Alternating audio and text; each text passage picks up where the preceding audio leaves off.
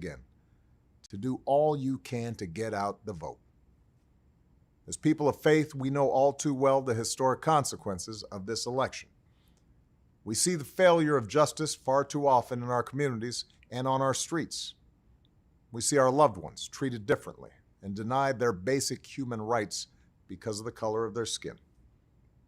We see the outright rejection of the inherent humanity of all God's children in ways that grieve the Almighty, and we know this to be true. That isn't who we are. As people of faith and as Americans, we have a higher calling. As the Lord tells us, I know the plans I have for you, plans to prosper you and not to harm you, plans to give you hope and a future. Those promises sustained our ancestors and all the generations who marched and organized and fought our fights before us.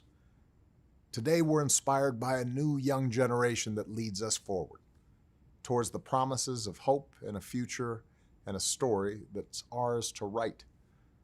We can't abandon them in their push for change. Not now. They need our help.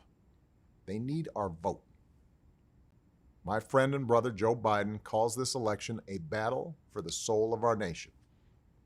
That's why I'm fighting so hard for him. He's more than up to the task. He shares our belief that God is greater than our challenges and our future is ours to write. On Tuesday, let's turn up and turn out, remembering the words of Scripture.